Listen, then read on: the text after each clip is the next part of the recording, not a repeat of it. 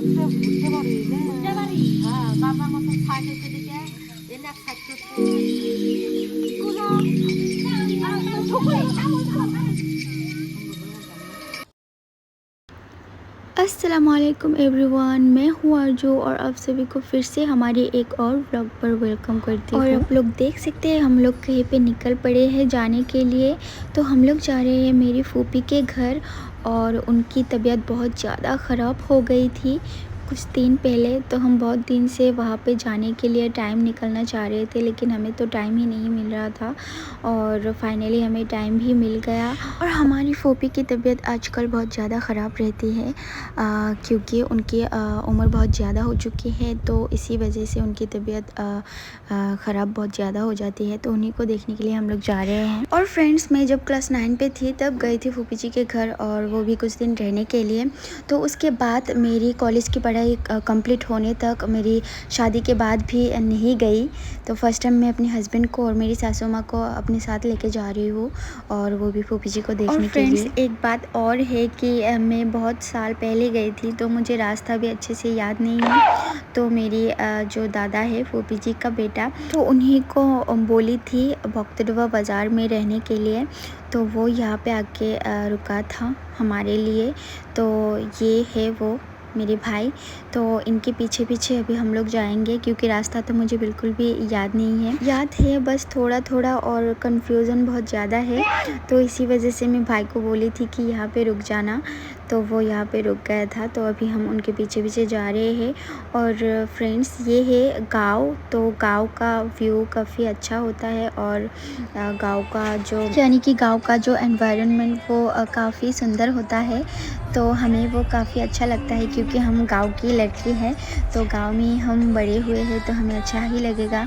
और फ्रेंड्स, मैं आपको ये बता दूँ, मैं जब क्लास 9 पे थी, तो उस समय पे यहाँ पे आने के बाद जितनी भी मेमोरीज़ हुआ करती थी, वो सारी मेमोरीज़ मेरी याद में आ रही थी, और मैं काफ़ी ज़्यादा इमोशनल भी हो रही थी। और ये जगह फ्रेंड्स बहुत ही खूबसूरत था, और रास्ता थोड़ा सा ख़राब था, लेकिन बहुत ही खूबसूरत जगह था।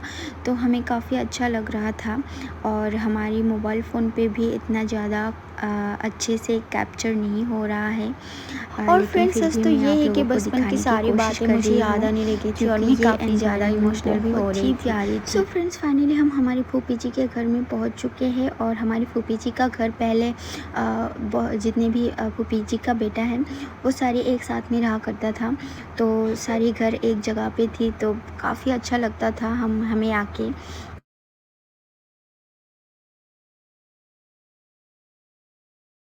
तो अभी तो वैसा बिल्कुल भी नहीं है, क्योंकि हमारे जितने भी भाई हैं, वो सारे भाई अलग अलग करके घर बनाया हुआ है। देखिए, ये जितने भी खेती आप लोग हमारी फूफी जी, ये सारी खेती हमारी फूफी जी का है जा रही है। हमारी भाभी जी है। जो एनवायरनमेंट है वो काफ़ी सुंदर है, और हम उन्हीं को देखने के लिए यहाँ पे निकल पड़े हैं।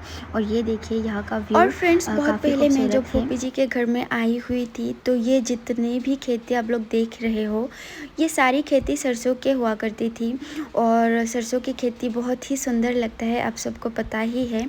तो हमें काफ़ी अच्छा लगता था उस टाइम पे, और वो सारी मेमोरीज़ मेरी याद में आ रही है, और मैं काफ़ी सारा इमोशनल भी हो रही हूँ। और फ्रेंड्स, बचपन वाला बीती टाइम अगर याद आए तो कैसा फीलिंग्स होता है, अब सभी को पता है कि बचपन के दिन कितने अच्छे थे।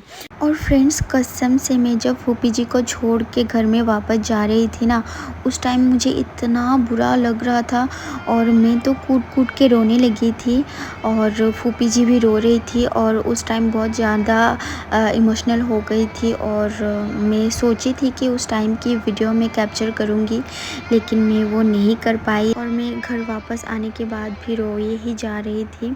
और क्या बताओ। सो फ्रेंड्स, हमारे आज की व्लॉग वीडियो यहीं पे ख़त्म करते हैं। तब तक के लिए अब सभी अपना अपना ख्याल रखिएगा। हम मिलेंगे अगले व्लॉग पर। सो बाय बाय, टेक केयर।